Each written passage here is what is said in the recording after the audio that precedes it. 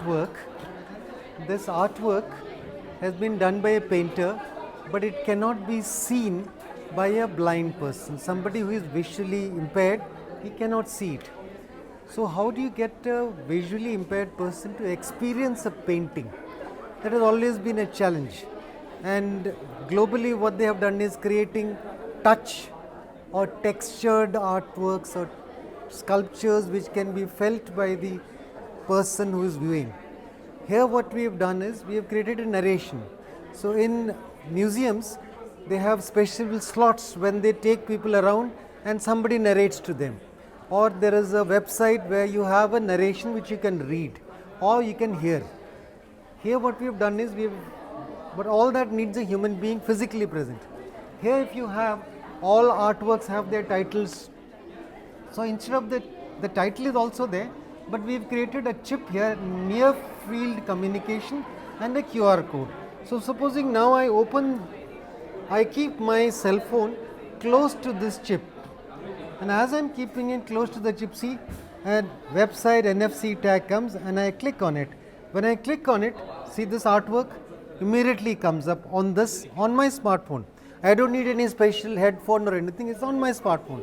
It comes there and I open this and I have here enable this, the screen reader enabled. So in visually impaired person they have the screen reader enabled already.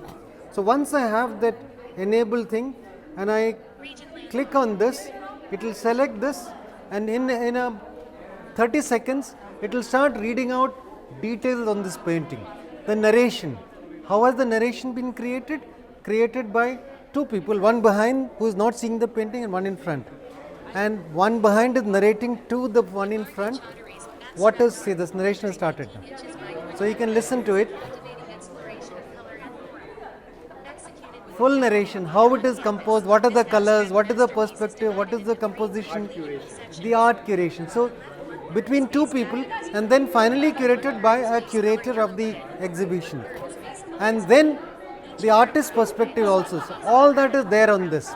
So every piece of artwork in every museum can have this QR code and chip NFC enabled for inclusive access of artwork to the hearing impaired person is also there. They can read the text, or the visually challenged person, they can hear it like this. It's a global first, to the best of our understanding. So with this program, basically you are trying to introduce this type of technology in art. In art, experience for inclusiveness of the hearing impaired, the speech impaired and the visually challenged person for this kind.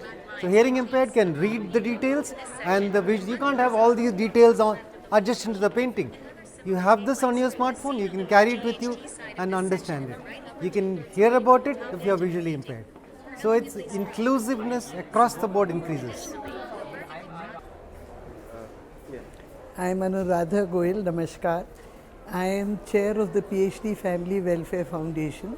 Every year we have an annual flagship program, Hunar Unlimited, in which we recognize the talents of our beneficiaries in our skill development units. At any given time, we have 6,000 beneficiaries studying in our different skill development units. Dr. Matthew Verghese, head of orthopedics in Stevens Hospital, said he was having an art display of specially abled children. So he said, could I do the exhibition in PhD House? I thought about it and decided to club it with Hunar. Why Hunar? Because Hunar is also talent, and this is also talent of the specially able. And it worked out very well because an audience of over 350 visitors came to see the exhibition, and they all wanted to buy the paintings. It was a total sellout. We haven't really sold them yet, but people are very keen on buying them.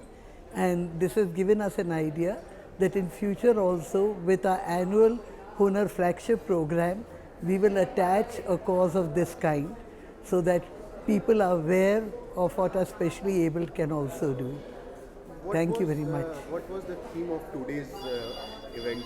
Every year we have the event which has been suggested, the mandate of our Honorable Prime Minister. Last year it was 75 years of independence. This year it was India's entry to the moon. So all the skit and the dancers were all in sync with that. Talking about the cultural programs, so just one question about that. The people, the students that were performing, were they part of any organization that is related to the PhD Chamber of Commerce? They're all our beneficiaries. We run 25 skill development units pan North India, as far as Assam, Orissa, Gujarat, and these are students from our skill development units. We teach 10 skills in a holistic manner, and so far 44,000 beneficiaries have been skilled and have become Atmanirbhar and are earning their own living. So right now we have 6,000 beneficiaries studying with us. In 25 different centers. Skill development units. So these are all those, some of them are studying in school and learning a skill from us. Some of them are just learning a skill. So as I said, we have 10 skills, and all the students who pass out from our center are self-sufficient and are earning their own living.